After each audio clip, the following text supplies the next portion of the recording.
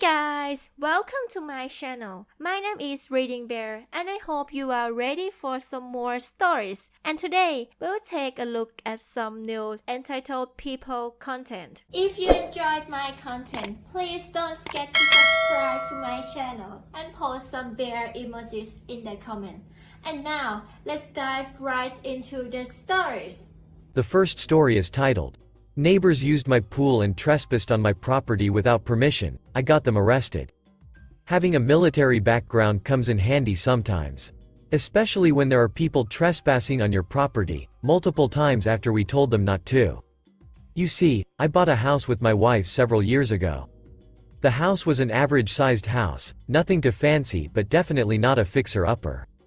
It came with a pool and an attached jacuzzi, which were one of the reasons my wife fell in love with the house. About a month or two after moving in, we had returned home from a small weekend trip and found a group of strangers swimming in our pool. It was a family. A mother, her son and daughter, and the daughter's boyfriend. I immediately threw up a defensive nature and asked them who they were, and why they were trespassing into my property, without my permission.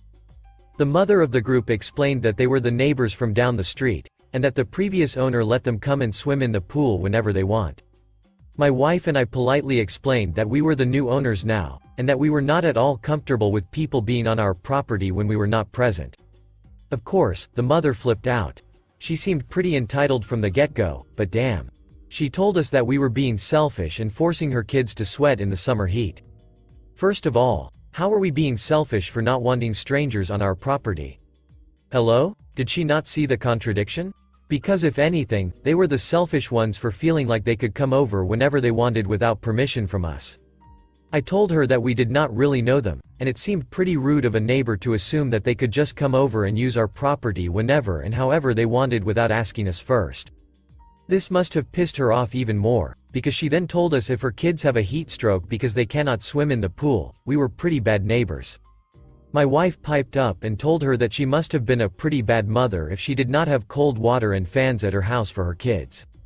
My wife was usually pretty mellow, but even this whole situation was pissing her off. And I must admit, that was a good burn. The mother gathered the group and stormed off back to her house with them.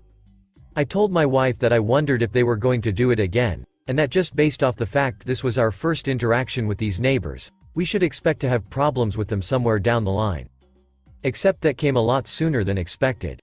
You see, everything had been pretty quiet for a few weeks. We never found them in our pool, they did not bother us. Except now we were in the middle of summer, and temperatures were reaching up to about 90 degrees Fahrenheit during the afternoon. So, when we came home one night and found empty beer bottles, a towel that was not ours, and a used condom, yes, you read that right, sitting next to our pool, we knew that it was those neighbors.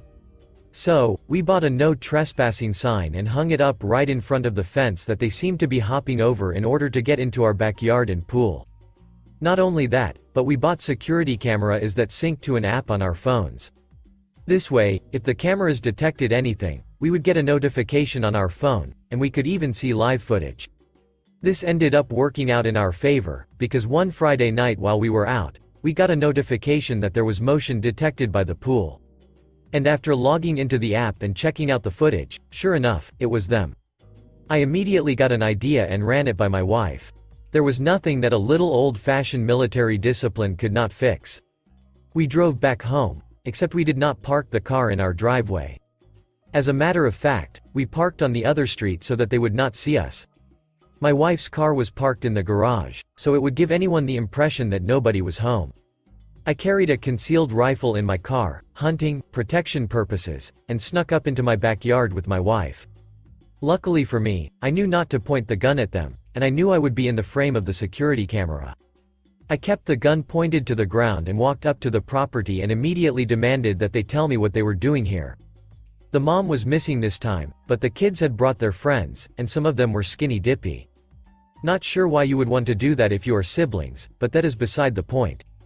Of course, this scared crap out of them, and they immediately started getting out of the pool and trying to fetch their belongings. I let them know that if they move any further, I will take it as heat and act in self-defense. Of course, I never planned to shoot anyone. I just wanted these entitled assholes to be scared and the hell off my property.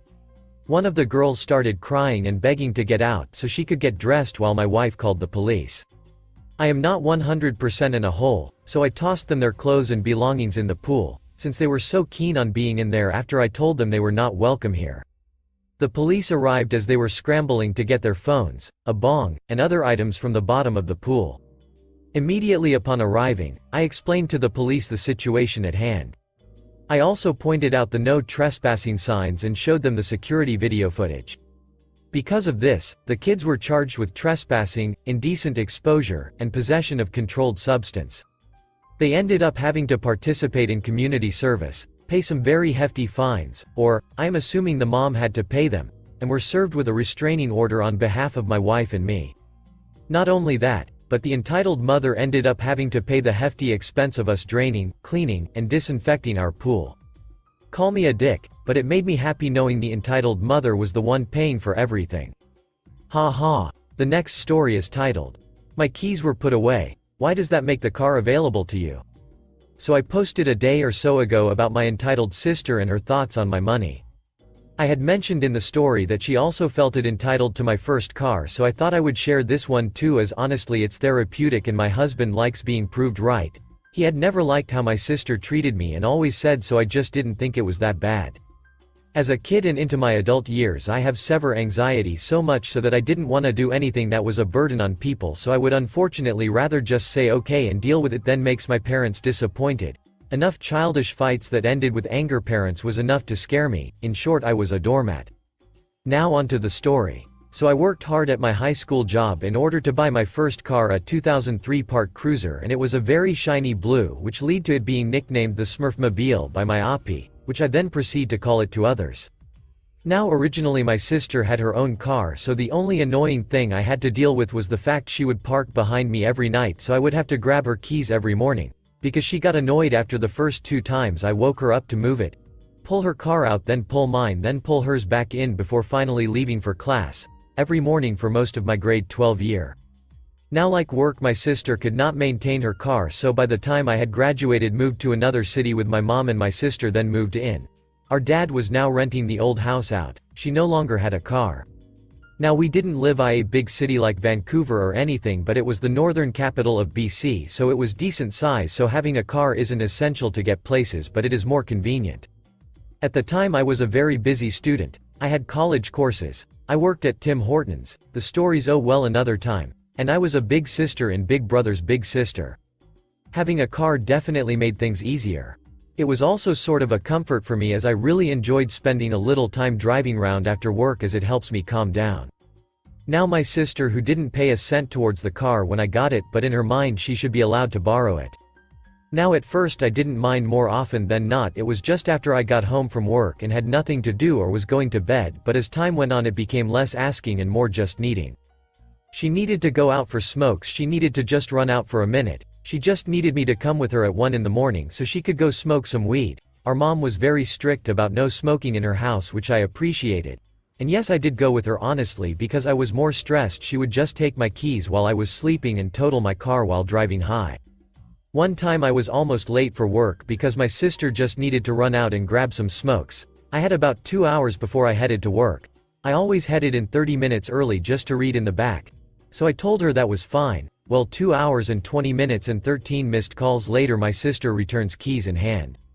At that point I didn't have time to get mad, so I just grabbed my keys, told her I was pissed and late, and left. To make it worse, she was making it really hard for me to keep up with my bills, including the fact my school was letting me pay for my semester as I went. Because she refused to fill the gas tank, I could literally fill it in the morning and be near empty same day if she took it. On my own I can make the tank last at least a week and a half before I even need to consider refueling. My done moment was unfortunately around the end of the Smurfmobile. My sister is a terrible driver, and so her idea of stopping at a stop sign is just slamming on the brakes, no gentle slow, no just taking foot off gas, just foot off and slam. Now over time this really broke down my brake pads. As I mentioned earlier, I was a big sister part of in-school support at the time, which meant I went to the school once a week and got to pull a kid from their class and they got to do something fun, play outside, play some kind of sport or bake. We did a lot of baking. So for obvious reasons I need my record to stay clean as a whistle. At this time weed was still illegal in Canada. I told my sister she couldn't smoke in my car nor could she leave anything in the car. She said she understood this. Now at first I just assumed if I go in the car and kind of smelled it was just cause she had immediately came home. But after one of the funniest cop stops, completely my fault, I've ever had and got to go home, I found my sister was leaving her buds, or roaches as I've been told, in my car. Now I don't know if this would have gotten me in actual trouble, but it was enough to just piss me off. I told her that was it, I was done, no more car, because she could have cost me my volunteer work. She told me I was being over dramatic and left it at that. And that was it, because only a couple days later I bumped the curb and ended up damaging my brake pads. My sister proceeded to take it out after I got home despite hearing me telling my friend on the phone I think me car was damaged, and thanks to one of her slamming brake the brake pad literally dropped off the car. She managed to get it back to my mom's place safely, but the car was done. It was gonna cost way too much to replace, and thanks to having to pay more for my gas there was just no way, and you know she wasn't gonna be able to either. Sadly I wish this had a better ending, but that was it. It stayed off to the side in the driveway until my mom convinced me to give it to a junk shop just to get rid of it. Much regret on not trying to sell it. All I can happily say is I am now married, live in a different town, and she hasn't no way to get my car now. The next story is entitled Stranger Wants to Get My Car Towed. This happened 5 minutes ago and I am still agitated on how people like this exist. So, I, 19 female, bought my car 2 months ago, but because of my university entry exams I have been able to drive it for a month. I am extremely careful driver and I always do the things the right way. If I am not sure about something, I just don't do it. My mom is working at a place with a parking space in the city center. The beginning of their parking is starting on a sidewalk which is naturally for pedestrians, and it is like a long 100-ish meter area which is as wide as to park 2 cars. When I go to visit my mom, I usually stop there as I have permission. Actually every relative of the workers have permission to stop there whenever they want. My mom called me today that she needs me to pick her up from work. I told her okay, but I had some things to do in the center, so I told her that I will come an hour earlier to finish my work and then we can go home. She was like okay, and I did what I said. When I came to the parking I saw that there was the perfect place for my car. I drive a 2010 model Toyota Aygo. It's super easy to find place for it because it's a small car. As I am a new driver I still left a distance between my car and the car in front of me just for my own peace of mind. When I got out of the car I saw that my car was slightly out of the garage door, but the wheels were inside the garage, and pretty much in my estimation it didn't bother the pedestrians to pass comfortably because it didn't block their way in no means. So I went inside, greeted my mom, went to the center to finish my work and even bought some food. As I am back from the food place I saw a man with a pink shirt looking at my car strangely. I didn't give it a thought because my car is blue and here in my town this is considered a strange car color by senior citizens, so I explained his curiosity with this reason.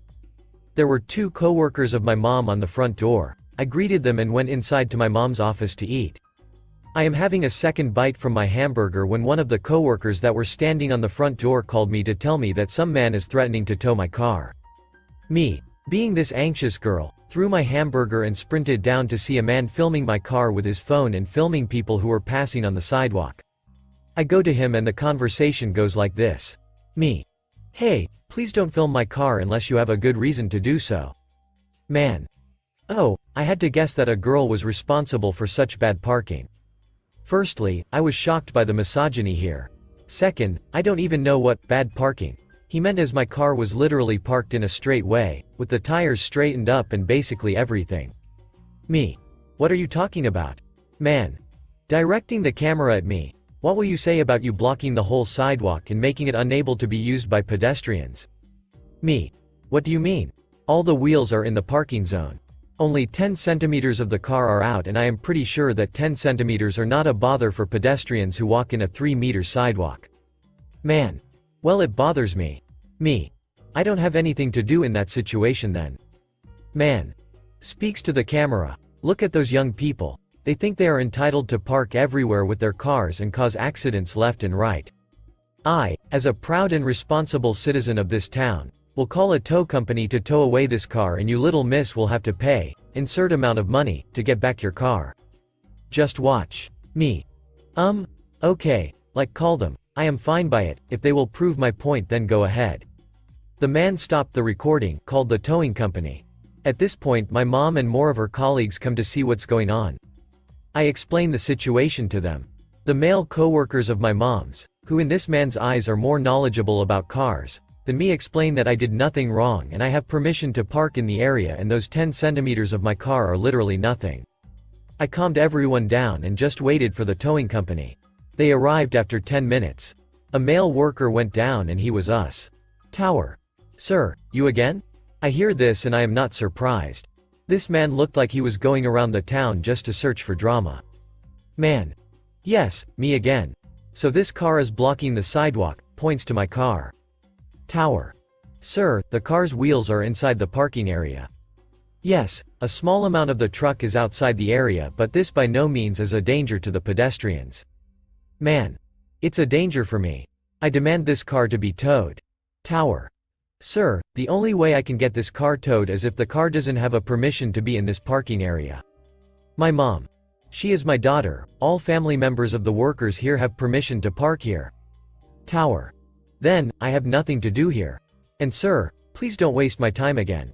The man was red and fuming just like those cartoon characters who were portrayed angry. He left. Tower. I am so sorry. This man is always like this. He sees slightly not well parked car and makes a scene. If the car owner is a man, he just tells them to be more careful next time. But when a woman or a young girl like you shows up, he calls us immediately. I think he thinks that women are lower than him when it comes to driving and knowing the rules. We said our goodbyes and the tower left. I am now eating the rest of my burger and thinking how misogynistic and entitled have to be to bother women for such small things. He might have caught some who have parked incorrectly, but the rest and all those fake calls to the towing company are just abuse towards women and that poor man from the towing company. I still don't know how I kept my cool, but in any other situation I would be very anxious. I am sure that there are women like me who would get seriously stressed because, at the end of the day, there is a man yelling at you for something that is not even dangerous, for God's sake. I don't know what makes him so entitled to people's parked cars. The next story is entitled Neighbor Doesn't Like Our Fence. This happened today. I'm helping my folks get a fence installed around the perimeter of the house. The installers came today and began outlining the area with some neon lanyard on rebar posts. A few moments later the neighbor comes out. She points to me and gestures me to come over to talk while shooing away my father. There have been arguments before. She begins to tell me that we are encroaching on her property line. I tell her that we are not and are going based off of where our driveway ends, and we also have a permit from our local village. She continued her talking and went about how the snow and rain from our driveway slopes and floods their basement. Our driveway is not sloped, and the fact she has flooding has more to do with structural integrity in her basement.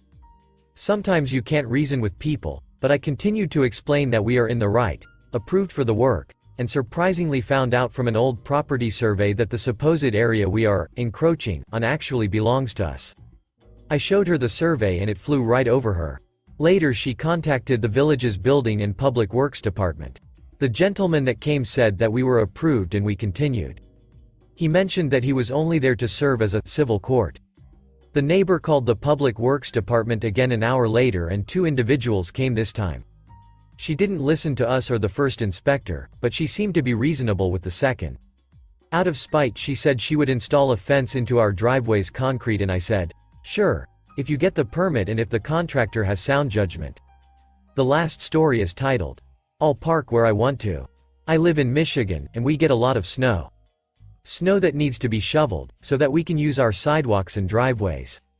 After a snowstorm that left about 9 inches on the ground, my mother decided that she would be coming over to my house for something. I knew my driveway had to get shoveled for her. As I went outside, I noticed a car parked on the street blocking my driveway. The entitled male driver, M, was waiting for his child to get out of the junior high school, on the next block, to give him a ride home so that the poor kid wouldn't have to slog his way home through all that snow, insert eye roll here. And since I'm out shoveling, the kid can just use my clean sidewalk and driveway to gain access to the car. So I signal to M that he needs to move as this is my driveway. M opens his newspaper and proceeds to read it, totally ignoring me. So I start shoveling. 15 minutes later, about halfway through my shoveling, I stop and try to get M's attention again by knocking on his window. M looks at me, then goes back to his newspaper. Frustrated, I go back to shoveling. Then I got the awesome idea. I took the next shovelful of snow and, instead of throwing it over to the grass on the side of the driveway, I threw the entire load onto his front windshield. M looked up, I ignored him, and threw a second shovelful of snow onto his car.